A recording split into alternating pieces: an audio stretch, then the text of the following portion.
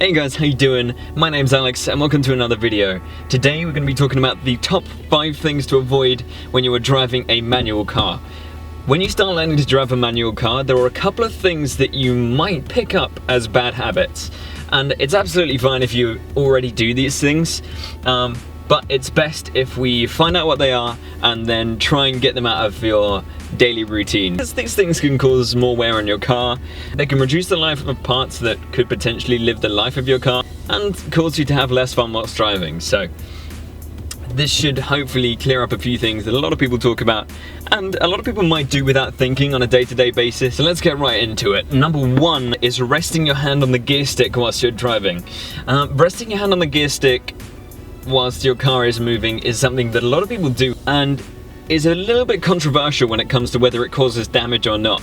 But resting your hand on the gear stick when your car's in motion is something that a lot of people say causes wear on the selector forks in your gearbox, and it's something that will just reduce the life of parts that should live the length of your car anyway. So, in my advice, keep your hand on the steering wheel, or if you don't want to keep it 2 hands on the steering wheel at the same time, even though you should, you can always be on the top of the handbrake or on the seat. Just try and keep your hand off the gear stick if you can, just to avoid unnecessary wear, and it's a part you shouldn't need to change in your car anyway, so this will just give that part hopefully the whole length of the life of your car, and will just make it a little bit easier on the car too, so you shouldn't be wearing out unnecessary parts. Another thing that a lot of people do that is just without thinking is resting your foot on the clutch, especially when they're first starting out driving or there's nowhere else to really put your feet. Resting your foot on the top of the clutch whilst you're driving is something that can damage the throwout bearing of your car, and if any of you have ever heard a throwout bearing go, it makes this horrible grinding sound. So clutch parts can be pretty expensive too. I was quoted £400 for a whole clutch replacement on my car. That was with labour included, obviously. So if you're not that key on how to change parts in your car, that's what you're gonna have to be spending if you're gonna be changing your clutch. So it's definitely something to avoid. My car has a dead pedal to the left of the clutch. Whenever you're not changing gear, you can just keep your foot on the dead pedal on the left of the clutch. You're gonna save your ankle and your clutch, so it's a 2-in-1. Keeping along the same lines of the clutch, another thing you should avoid whilst you're driving a manual car is using the clutch and the throttle to hold the car on a hill. So, a lot of people are afraid of hill starts and the way they work, so what they'll tend to do is when they are on a hill, they will tend to like rev the car up and hold the clutch in just to kind of keep the car from rolling backwards. This is something that can cause a lot of damage to your clutch. I've heard of people who have had to change the clutch plates on their car every 5 to 10,000 miles because of this sort of thing. It's just something that causes a load of heat build up in your car, and it just causes more damage than you need.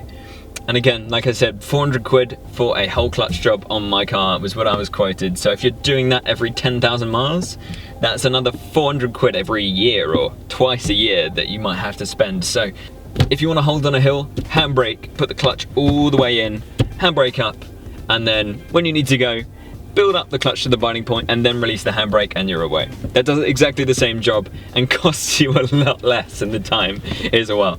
Another thing that I hear a lot of people do, especially if you're not that much into cars, a lot of people seem to start driving really hard and revving the car hard, and when they start their car up, keep in mind your car is cold when you start it up, and your engine needs a little bit of time to warm up and expand and give all the proper clearances for the engine. So if you rev your car up from cold, what you're doing is causing unnecessary wear. You're gonna have repair bills a lot earlier if you're doing that regularly. Even more so if your car is still being run in, if you've got a brand new car. Keep the revs down when the engine's cold for the first 2 or 3 minutes, 5 minutes or so.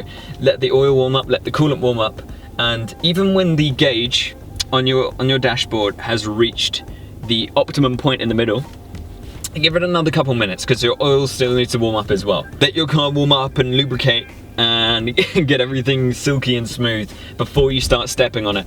Especially if you've got a new car or a particularly old one, you want to wait and let your car settle in and warm up first.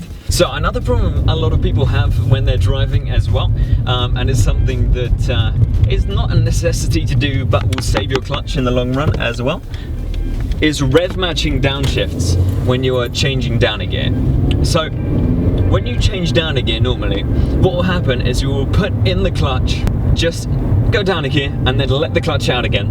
And what will happen is you'll feel the car kind of jerk. If you're a bit fast with the clutch when you let it out, you'll feel the car kind of lurch forwards a little bit.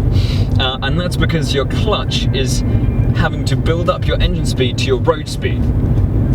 So there's a lot of energy going into your clutch whenever you downshift without rev matching. Rev matching is not something that's a necessity when you're driving, but again, it will just save you a few miles on your clutch. And I've known people that downshift properly, they rev match, and they still drive quite hard, but have had a car from 10,000 miles to 100,000 miles and never had to change a clutch once, not had to do a single thing to their clutch on their car, because they rev match downshifts, because they heel toe, and they are just more gentle on their clutch. Your clutch is generally one of the more expensive things that you have to change on your car, so if you can make the most out of it, then you will save a lot of money when you're driving. Guys, I hope you got something out of today's video that you can use, a friend of yours can use, or someone you know.